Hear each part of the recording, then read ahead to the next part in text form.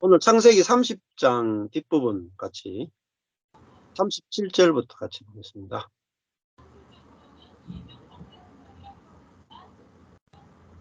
야곱이 버드나무와 살구나무와 신풍나무의 푸른 가지를 취하여 그것들의 껍질을 벗겨 흰 무늬를 내고 그 껍질 벗긴 가지를 양떼가 와서 먹는 개천의 물구유에 세워 양떼에 향하게 하매 그 떼가 물을 먹으러 올 때에 새끼를 베니 가지 앞에서 새끼를 베므로 얼룩얼룩한 것과 점이 있고 아롱진 것을 낳은지라. 야곱이 새끼 양을 구분하고 그 얼룩 무늬와 검은빛이 있는 것으로 라반의 양과 서로 대하게 하며 자기 양을 따로 두어 라반의 양과 섞이지 않게 하며 실한 양이 새끼 뵐 때에는 야곱이 개천에다가 양떼의 눈에 그 가지를 두어 양으로 그 가지 곁에서 새끼를 베게 하고 약한 양이면 그 가지를 두지 아니하니 이러므로 약한 자는 라반의 것이 되고 실한 자는 야곱의 것이 된지라. 이에 그 사람이 심히 풍부하여 양떼의 노비와 약떼의 나귀가 많았더라. 야곱이 들은즉 라반의 아들들의 말이 야곱이 우리 아버지의 소유를 다 빼앗고 우리 아버지의 소유로 인하여 이같이 거부가 되었다 하는지라. 야곱이 라반의 안색을 본즉 자기에게 대하여 전과 같지 아니하더라. 이렇게 되어 있죠. 자, 오늘 이 내용을 보면은 그 야곱이 그 삼촌 라반의 집에서 20년을 지내는데 이제 아내 4명을 얻고 이제 아이들 11명을 얻고 또 했는데 이 품삯을 계속 변개를 시켜서 라반이 또 한 꾀 하는 사람이잖아요. 그러니까 우리의 그 사람은 원래 꾀가 많은 사람입니다. 꾀. 예, 그래서 시편 1편에 보면은 복 있는 사람은 악인의 꾀를 좇지 아니하며 죄인의 길에 서지 아니하며 오만한 자의 자리에 앉지 아니하고, 이게 복 없는 사람 3가지 이야기하는데 악인의 꾀를 좇지 아니하며, 그러니까 악인은 뭐로 사느냐면은 이제 꾀를 가지고 산단 말입니다. 꾀. 죄인은 뭐 갖고 사느냐? 죄인의 길, 방법을 가지고 늘 사는 사람이고, 그 다음에 오만한 자는 뭐냐면 자기 자리를 높은 데 두는 사람이 오만한 자죠. 이 악인의 꾀, 죄인의 길, 오만한 자의 자리. 이게 이제 선악과를 먹은 아담의 후손인 옛사람의 3가지 모습을 이야기해주고 있고, 이거는 모든 사람의 그 모습은 다 이걸 가지고 있어요. 우리는 늘 꾀를 쓰려고 하고 자기의 꾀, 자기의 방법, 자기의 위치를 스스로 만들려고 하는 이게 그 사람의 행위라고 볼 수가 있죠. 그래서 야곱이 자기 삼촌 집에 있는데 이 야곱과 삼촌이 거의 20년 가까이 살아도 혈육이고 또 심지어 장인과 사위잖아요. 장인과 사위. 얼마나 가깝습니까? 또 자기 아내들은 또 라반의 딸들이잖아요. 그러니까 아버지와 딸들인데 아버지와 딸, 장인과 사위, 자 이렇게 그 가족인데도 뭐가 안 되느냐면은 연합이 안 돼요. 결국은 이 재산 문제 때문에 결국은 이제 분열이 일어나게 되는데, 어떻게 분열이 일어났냐? 결국은 자기에게 유리한 쪽으로 계속 행동을 하게 된단 말입니다.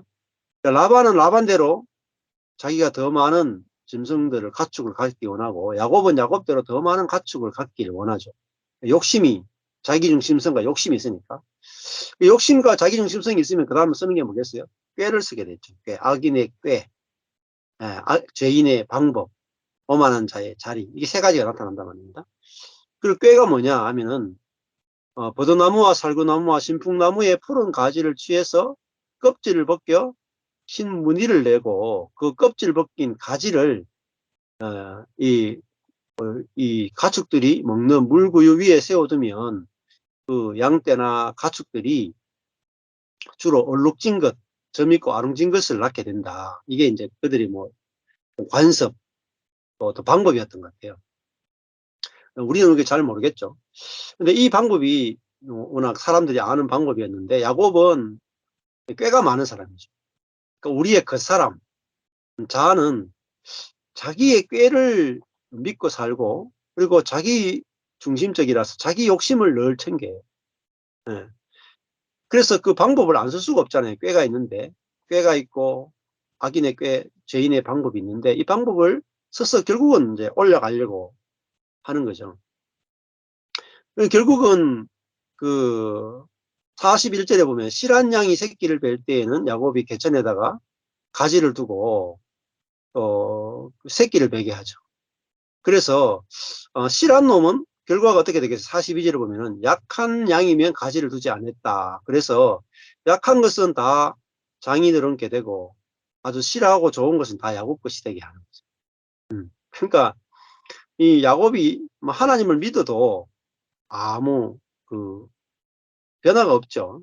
하나님을 믿어도 여전히 죄인이고 자기중심적이고 자기가 먼저 꾀를 쓰고 자기 방법을 하는 이 야곱을 보죠. 근데 이제 이 야곱을 통해서는 문제는 이 땅에 이제 하나님의 나라가 안 된다는 겁니다. 이 땅에. 뭐 죽어서 천당 가거나 이런 거는 문제가 없는데 이 땅에 하나님의 나라가 야곱을 통해서는 만들어질 수 없고 야곱이 죽고 이스라엘이 될 때 그 이스라엘을 통해서 하나님 나라가 만들어지는 거잖아요. 그래서 이 꾀와 방법과 또 위치를 추구하고 있는 이 야곱, 이 야곱이 오늘도 보면은 실한 자는 야곱의 것이다 라는 말은 실한 자는 다 옛사람의 것이다 이런 뜻입니다. 그럼 결국은 어떻게 되냐? 43절에 이에 그 사람이 심히 풍부해서 야곱이 너무 풍부해져서 심히 양떼와 노비와 약떼와 나귀가 심히 많았더라 이렇게 되죠. 이 하나님이 많게 해준 게 아니고 자기 꾀로 엄청나게 많아진 거죠. 그러면 이게 많아지면 이걸 이제 지킬 수 있을 거라고 생각을 하죠. 그런데 이렇게 물질은 많아졌는데 물질은 많아졌고 꾀를 쓰고 방법을 쓰고 많은 것들을 소유하게 됐는데 이제 문제가 발생하게 되죠. 그건 뭐냐면 1절에 보면 야곱이 들은즉 라반의 아들들의 말이 이제 장인어른의 아들이니까 이제 뭐 또 다 친척 아닙니까?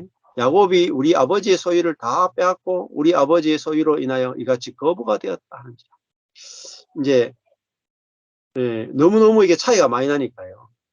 야곱은 점점 부자가 되고 삼촌 라반의 집은 약한 짐승들만 숫자가 많아지니까 눈에 이제 확 드러나는 거죠.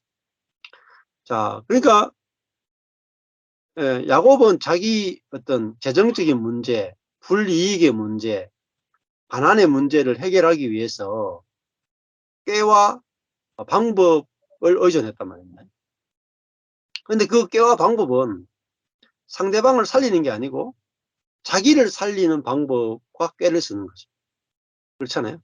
이 꾀와 방법을 쓰면 자기는 사는데 상대방을 죽이죠. 이제 이것이 인간의 생각이고 인간의 방법이잖아요. 하나님의 지혜, 하나님의 방법은 둘 다 살리는 거란 말이에요. 근데 사람의 방법은 항상 뭐냐면 나는 살고 남은 죽이는 거. 그게 인간의 꾀와 방법입니다. 그래서 결국은 그럼 어떻게 되겠어요? 라반이 야곱을 괴롭힐 때는 또 야곱이 힘들죠. 그러니까 야곱이 힘드니까 야곱도 자기가 살기 위해서는 라반을 괴롭혀야 되는 거죠. 결국은 이제 장인어른과 이 사위가 둘이 이제 전쟁이 붙는 거죠. 갈등 관계 들어가는 거죠. 결국은 이제 문제가 생기죠. 예. 그래서 이제 처남들하고 문제가 이제 발생하고 라반하고 문제가 발생해서 2절에 보면 야곱이 라반의 안색을 본즉 자기에 대하여 전과 같지 아니하더라. 안색이 좋을 수가 있겠습니까? 예. 안색이 달라졌다라는 말은 이제 마음이 달라졌다는 것이고 선악의 판단이 이제 들어와서 둘의 관계가 이제 갈등하고 깨어지게 되었다. 이렇게 되잖아요. 자, 그래서 예. 그 옛사람의 욕구는 세 번째 오만한 자의 자리에 앉는 거예요. 그게 이제 하나님의 자리에 앉고 싶음, 높아지고 싶음이거든요. 음. 그러면은 우리 옛사람과 새사람을 구분하지 않으면은 어떤 문제가 생기냐면, 옛사람은 어 어디에 빠져 있냐면은 선과 악에 빠져 있어요. 옳고 그름에 빠져 있습니다. 근데 옳고 그름이 너무너무 중요하죠. 그 야곱이나 라반에게 있어서 가장 중요한 것은 옳고 그름이 너무너무 중요해요. 그러니까 야곱은 자기가 옳고 장인들은 틀렸다고 생각하고, 장인들은 자기가 옳고 야곱이 틀렸다고 생각하죠. 그리고 두 사람 다 방법을 쓴단 말입니다. 방법을. 악인의 꾀, 죄인의 방법을 써서 어떻게 하면은 누가 더 높아질 것인가. 그걸 가지고 이제 경쟁을 하는 거죠. 그래서 우리가 가정생활이건 교회생활이건 인간관계건 이 옛사람의 특성을 모르면은 내가 생각하고 느끼고 행동하는 모든 것 속에 뭐가 들어있냐면 악인의 꾀, 죄인의 방법, 오만한 자의 위치가 들어있습니다. 성분이 들어있단 말이에요. 성분이. 근데 이 성분은 아, 못 느낍니다. 못 느껴. 마치 우리가 어떤 봄에 쑥을 캐 먹는다 칩시다. 쑥을 캐 먹으면은 그 쑥에도 그 독성이 들어있거든요. 모든 식물은 다 독성이 들어있어요. 모든 음식은 다. 그래서 음식을 먹으면은 반드시 우리 췌장하고 간장에서 그 우리 몸에 이제 이물질이 들어오니까 이걸 독을 처리를 하는데, 독을 처리할 수 있는데 큰 부담을 안 주는 식물들은 독성이 없다라고 부르죠. 근데 이 췌장과 간이 이게 이 독을 처리할 수 없는 수준의 식물을 이제 독성 식물이다 이렇게 이름 붙이지, 실제로 모든 음식은 다 독이 있어요. 다 독이. 그래서 음식을 너무 많이 먹어도 췌장이나 간이 독을 다 해소를 못 하거든요. 술도 그렇잖아요. 술은 독이 있잖아요. 처리를 못 해가지고 이제 문제가 생긴단 말이에요. 자, 그래서 우리가 복음을 알아야 내가 어디에 속고 있는지를 알게 되는 거죠. 그러니까 우리는 이 복음을 모르면은 내가 이제 생각을 하는데, 성경을 공부하는데, 사람을 만나는데 내 생각 속에, 내 의견 속에, 내 감정 속에 독이 들어있다는 것을 전혀 의식을 못합니다. 예. 그러니까 말씀을 들을 때 이게 독이구나 알게 돼요. 근데 말씀이 없이는 이게 독인지 아닌지 모르죠. 아. 그러니까 지금 야곱이 버드나무, 살구나무, 신풍나무의 푸른 가지를 취해서 그 실한 짐승들이 새끼 뵐 때 물 앞에 딱 꽂아줘서 자기에게 실한 짐승들이 오게 하는 거. 이 행동을 할 때, 야곱이 죄책감을 느꼈겠습니다. 아마 죄책감 못 느꼈을 거예요. 왜냐하면은 이렇게 하는 것이 옳기 때문에. 이렇게 하는 게 옳고, 이렇게 하는 게 지혜롭기 때문에. 이렇게 해야 자기가 높아질 수 있기 때문에. 여기에 대해서는 죄책감이 없단 말이에요. 죄책감.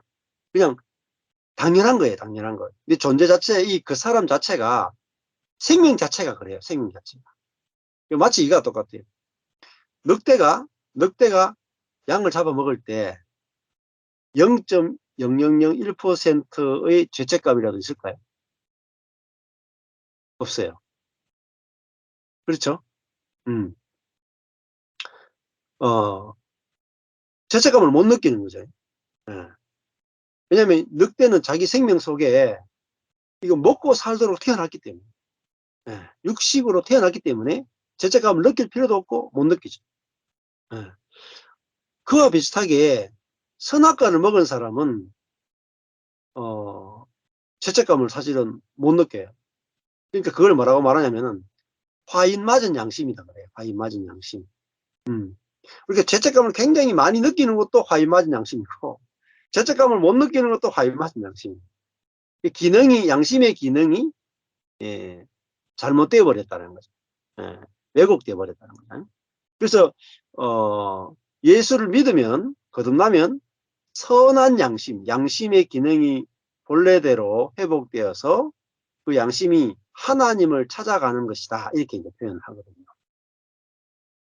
자, 라반도 마찬가지고, 라반도 그 장인 어른으로서 사위에게 딸들을 하고 종까지 4명을 줬기 때문에 자기가 뭐라고 느끼겠어요? 자기는 사위한테 아무것도 없이 왔는데 이만큼 줬잖아요. 예? 딸 둘, 여종 둘, 먹고 살 수 있는 거 다 줬고, 지금까지 먹여 살리고 입히고 가족으로 받아줬고 해준 게 얼마나 많아요. 그렇죠? 그러니까 라반의 입장에서 보면은 자기는 야곱에게 잘못한 것이 1도 없어요. 1도 못 느낀.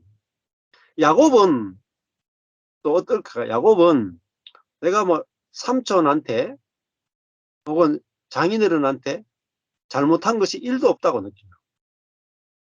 왜냐면은 자기는 7년 일해 가지고 한 아내 레아 얻고, 7년 일해 가지고 라헬 얻고, 그리고 삼촌이 이 품삯을 변개함에도 불구하고 자기는 정말 성실하게 모든 걸 다 해냈다.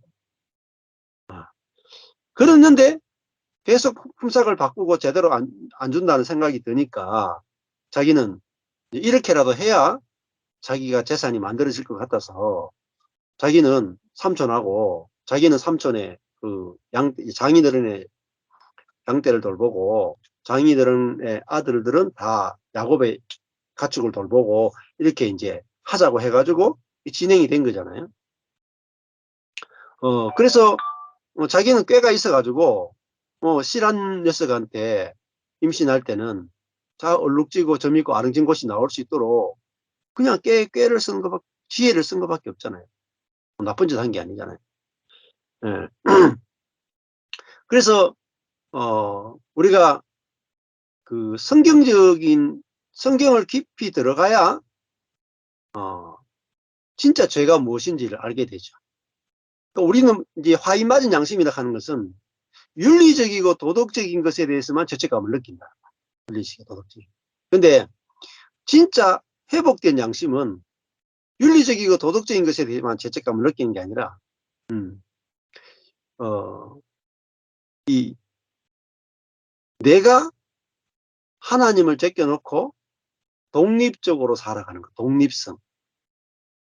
또 하나님처럼 높아지려고 하는 것, 또 나의 능력과 나의 지혜로 사는 것, 이거 자체가 하나님 앞에 잘못이라는 것까지도 알아지는 겁니다. 알아지는 것.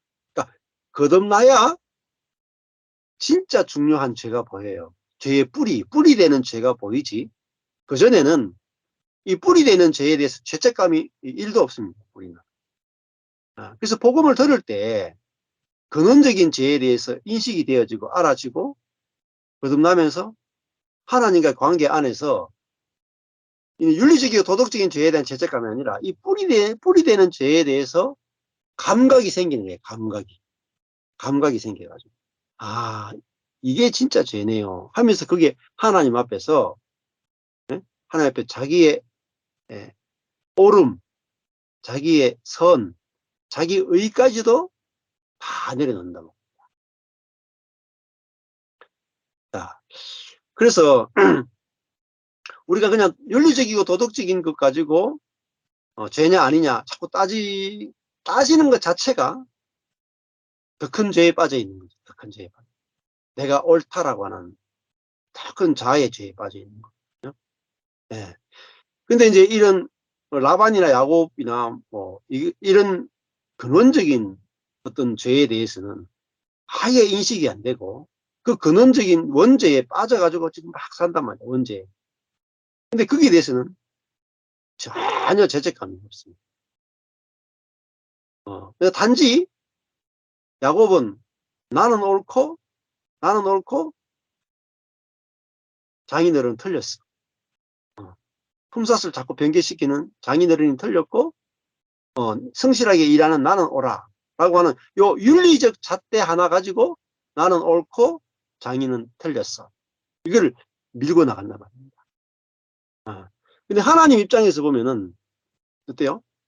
둘 다 틀린 거예요. 누가 옳고 그름 안에 빠져가 살아가고 있는 야곱도 틀렸고 라반도 틀렸죠. 둘 다 틀린 거죠. 선악으로 살아가는 자체가 틀린 겁니다. 누가 옳고 그름을 따지는 것 자체가 이미 틀린 거예요. 그게 자체가 선악과입니다. 그러니까 선악과를 먹으면 죽는다. 이게 근원적인 죄예요. 자, 그 부부 싸움이 또 교회에서의 갈등이 왜 끝나지 않는가? 또 뭐 완전히 끝날 수 있는가? 이것도 질문이겠죠. 근데 근원적으로 확 전환점이 있었나? 전환점. 그거는 자범죄가 아니라 원죄를 보는 그 자각이 있었나 말이야. 원죄가. 근데 원죄는 이야기를 잘 안 한단 말이야. 선과 악, 누가 옳으냐 그르냐, 그게 선악과거든요. 누가 옳으냐 그르냐, 그 따지는 것 자체가 선악과 먹는 거. 그거 먹으면 반드시 죽는다 했거든요. 그러니까 우리가 이 선악과 먹은 죄에 딱 걸려야지 여기서 회개, 여기서 돌이켜진단 말이야. 그러니까 선악과 먹은 죄에서 돌이켜지면 사실상 모든 죄에서 다 돌이켜집니다. 한 가지 죄에서만 돌이키면 모든 죄에서 다 돌이켜져. 근데 선악과 먹은 죄 빼놓고 간음하고 살인하고 도둑질하는 죄는 아무리 회개해봤자 원점이에요.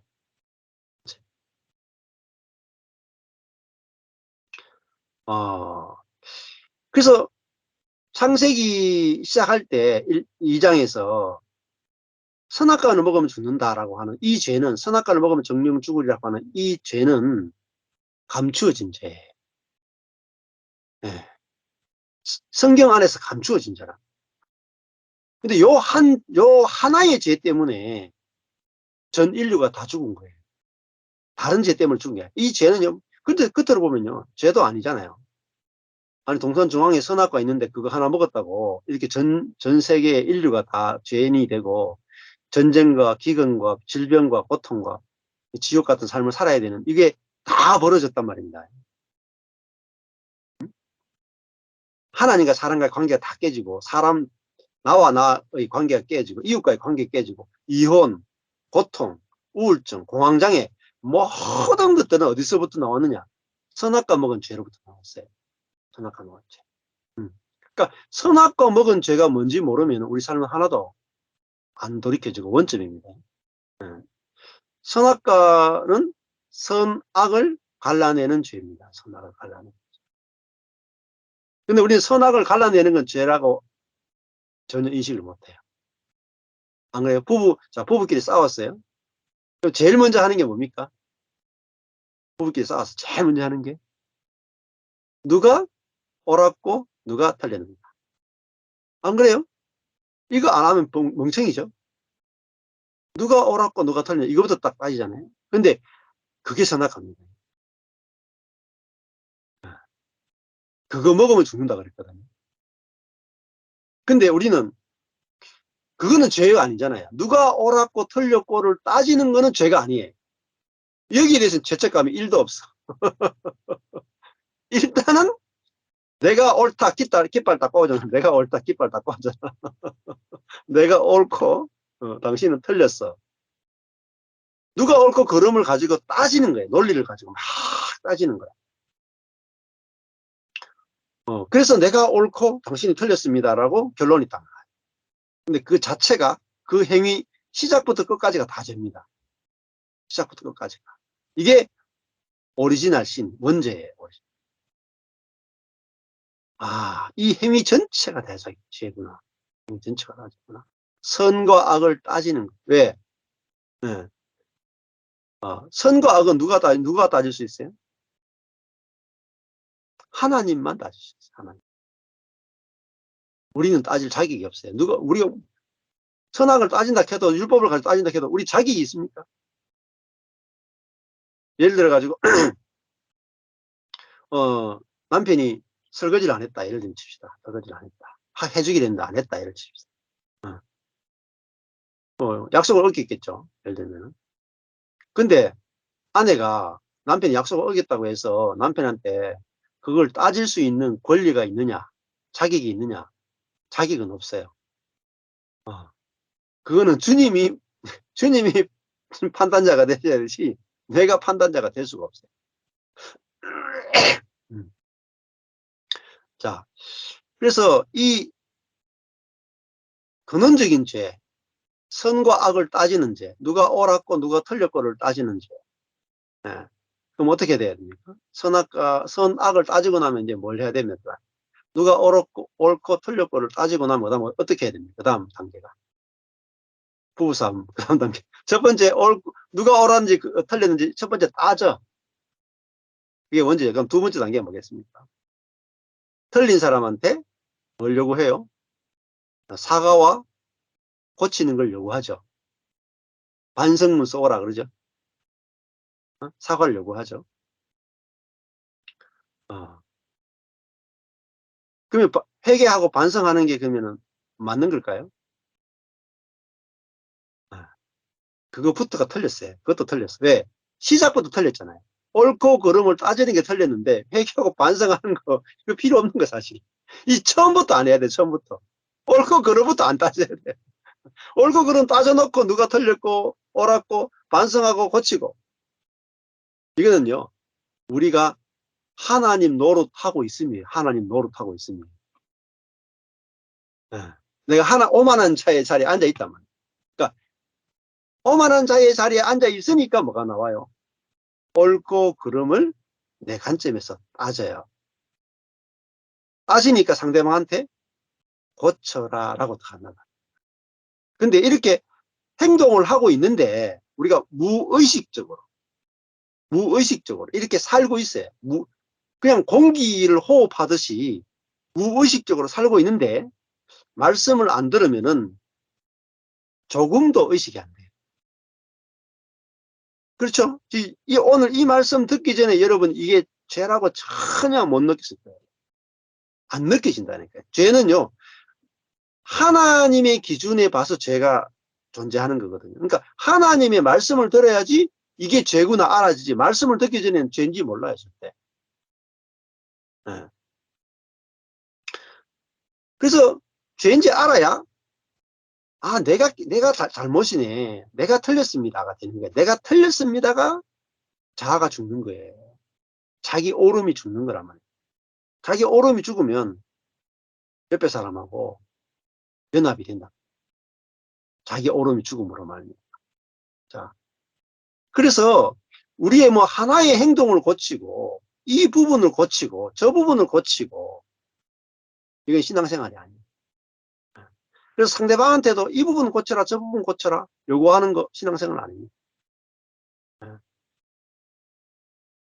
아예 그걸 안 따지는 게 신앙생활이에요. 이것저것 안 따지는 거. 아예. 그렇다고 해서 따지는 것이 안 나오느냐, 그게 아니에요. 우리 몸에서는 이것이 옳고 그름을 따지는 것이 나오죠. 이렇게 나오죠. 자, 나오는 거하고 아예 안 나오는 건 다르죠. 아예 안 나온다는 뜻이 아니에요. 우리 그 사람에게서는 끊임없이 위치가 높아지려고 하고 옳고 그름을 따지려고 하고 내중심적으로 하려고 하는 게 나옵니다. 근데 이것이 틀렸음을 아는 거하고 모르는 건 천지 차이. 모르면 계속 끌려가는 거예요. 계속 그걸 주장하고 가는 거예요. 안 다음에는 뭐가 나오겠어요? 우리가 오호라 나는 공고한 자로다. 내가 공고한 자입니다가 나온단 말이에요. 저 사람이 문제가 아니고 내가 권고한 자입니다. 내가 어찌 해야 됩니까? 이 고백이 나오는 거예요. 그리고 그래야 그 다음 하나님 말씀이 들려오는 겁니다. 그 다음 단계 하나님 말씀이 그래서 너로는 안 되는데 성령으로 돼라는 말씀이 그 다음 들려오는 겁니다. 그 다음 말씀이. 단계가 있단 말입니다. 네. 자, 그래서 성경은 괜히 쓰여진 게 아니에요. 성경은 우리가 인식하지 못하고, 그러니까 뭐죠? 우리가 인식하지 못하는 게 뭐겠어요? 사단이 어둠 속에 감추어 놓은 거란 말이에요. 그러니까 우리는 흑암, 어둠이란 말이에요. 무엇이 옳은지 그른지, 무엇이 하나님의 관점이고 사람의 관점인지 하나님의 생각과 사람의 생각을 구분을 못했단 말이에요. 그런데 말씀의 빛이 올 때 하나님의 생각과 사람의 생각이 다 구분되면서 내가 속고 살았네요. 내가 속고 살았네요가 알아진단 말입니다. 그게 빛이에요, 빛. 자, 야곱과 라반은 다 자기가 옳다라고 하고 막 달려간단 말이에요, 둘 다.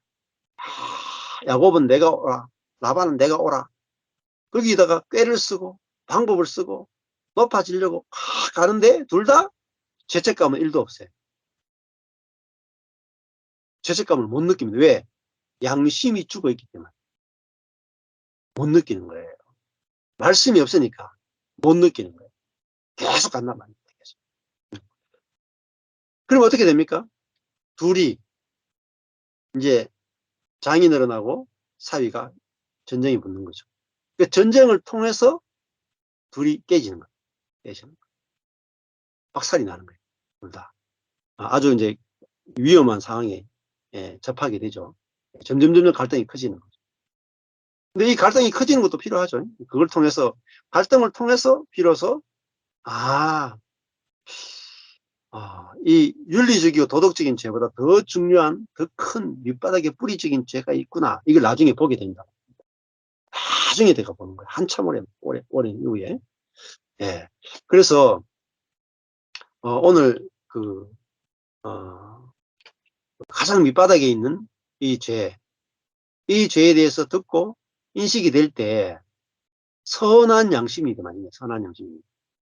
하나님의 기준에 의해서 내가 남들이 느끼지 못하는 것을 느끼게 되는 거예요. 그래서 거기서 반응할 수 있게 된단 말이에요. 네. 오늘은 이제 이 부분에 대해서 좀 이렇게 한번 살펴봤습니다. 네. 감사합니다.